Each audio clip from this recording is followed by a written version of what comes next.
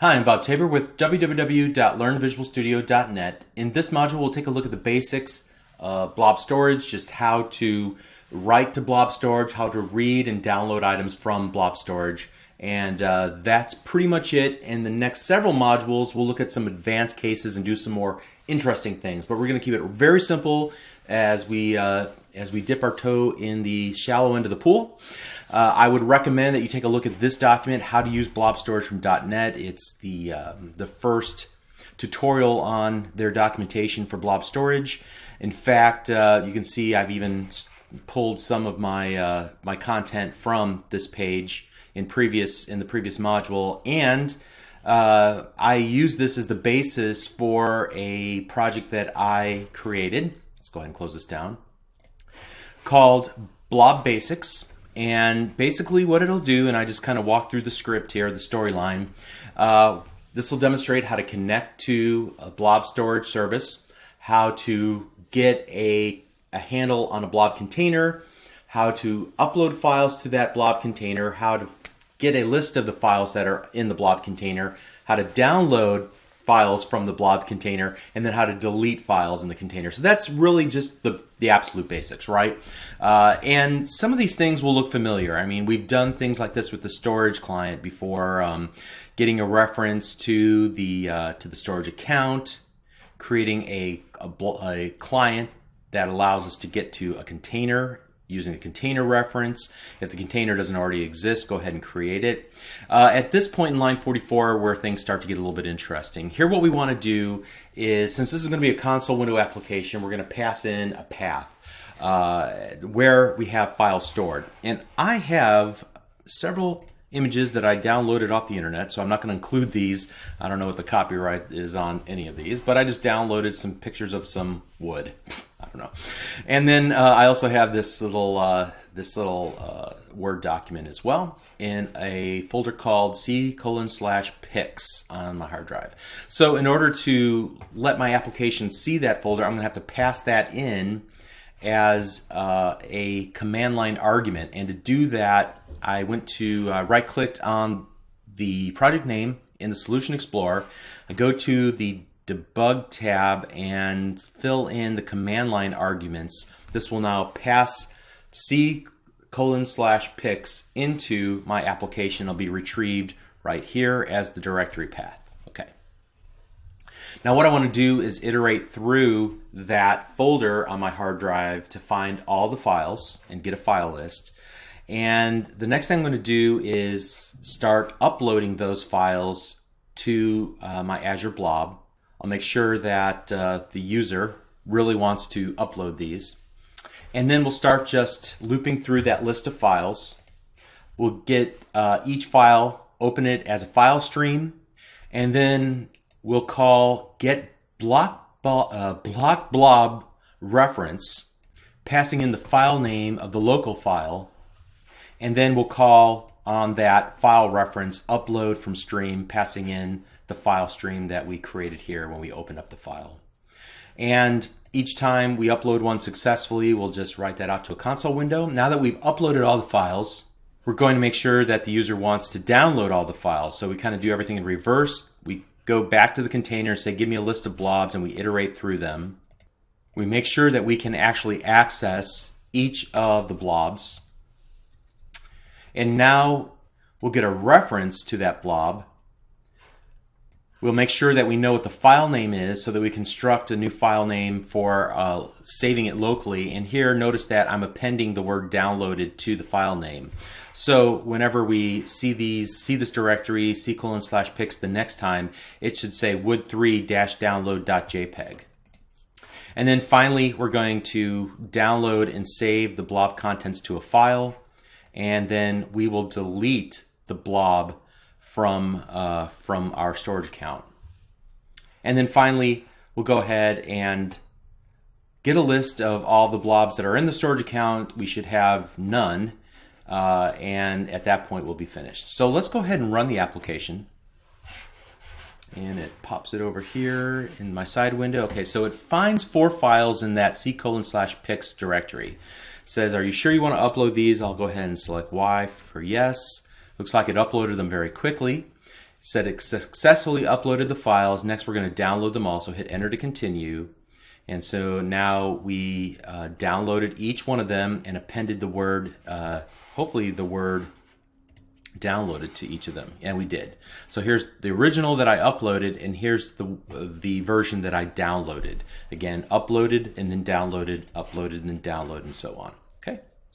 So again, a very simple application. Just go ahead and I don't go into too much detail on these sorts of things because I don't think you're going to memorize anything that I say in this video. All I really want you to have is a working mental model to understand the basic course of events. You're going to need to get a connection to storage account, get a connection to a container or create one, and then you'll need to start working with the blobs. And you're going to look at examples typically, if you're like most developers, in order to do this, because you only do this once, you know, a week, a month, a year, whatever the case might be. But again, understanding that it's fairly simple to do it, number one, and number two, the general basic course of events is the most important takeaway.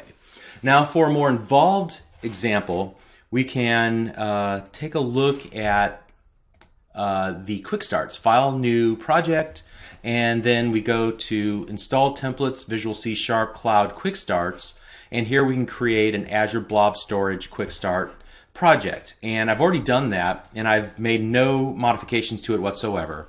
Like most of the quick starts, what you're going to have to do is resolve some references, because as you can see, first of all, the storage client is out of date and the configuration manager is out of date as well. So what we'll do is just right click and select manage NuGet packages. Here it says some NuGet packages are missing. Click restore. So let's go ahead and do that. All right, and it finds a long list of things that need to be updated. Let's go ahead and click Update All. Accept the licenses.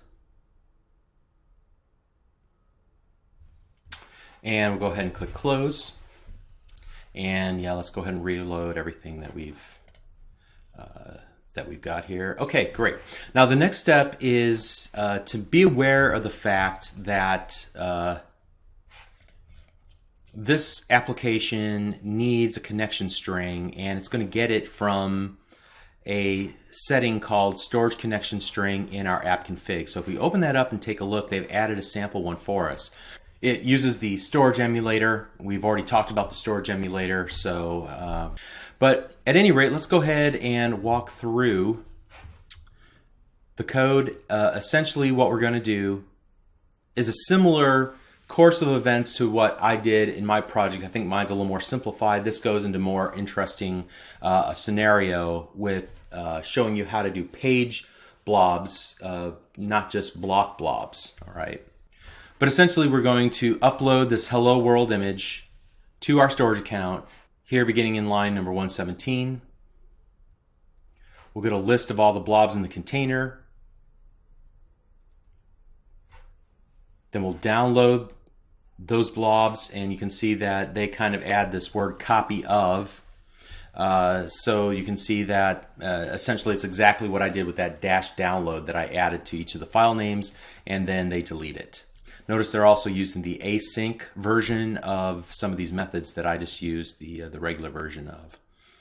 Now that's the first case, the basic storage block blob operation async here.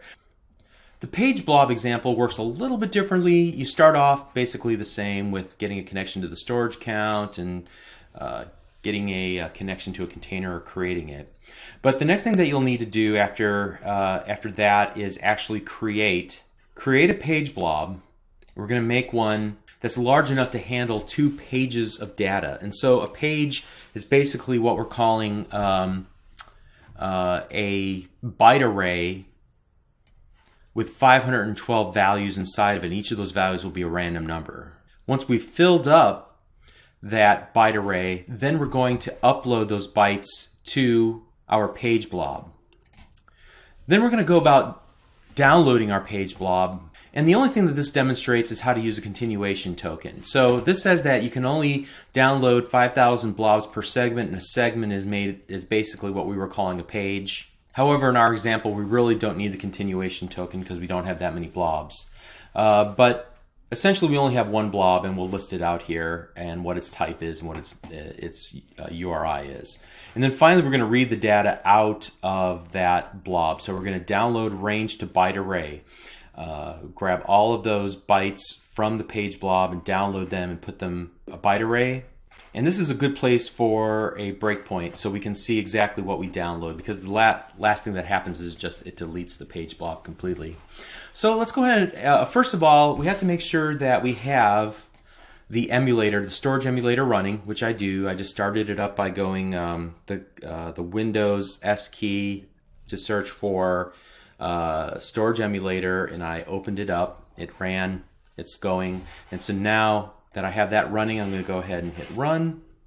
You can see we hit the breakpoint, but before we did that, created the blob sample just as we would expect. But then also it starts working in the page blob sample, and it lists the blobs in the container. There was only one blob. It was that sample page blob, and it's of type Microsoft.windowsazure.storage.blob.cloud page blob. Okay, so far so good. Now let's take a look and let's run this next line of code. This is what downloads the range of bytes to a byte array. And if we take a look, we can see each of the bytes and the random number that it stores, and we could just look through this entire listing from 0 to 254. Oh, I'm sorry, to 511 probably. Yeah, 511, okay. So we're gonna grab all of the bytes from 0 to the count, which is 512 items. And we can see how many bytes were read, 512 items, 512 bytes worth of information. And then we continue on to delete that page blob, okay. All right, so those are two great basic samples, how to work with block blobs and page blobs. Again, I don't really know that I would ever use page blobs, but the block blobs is pretty useful. So now that we've got the basics of how to upload and download and delete, things of that nature, let's move on to some more interesting examples. We'll do that beginning in the next module. Thank you.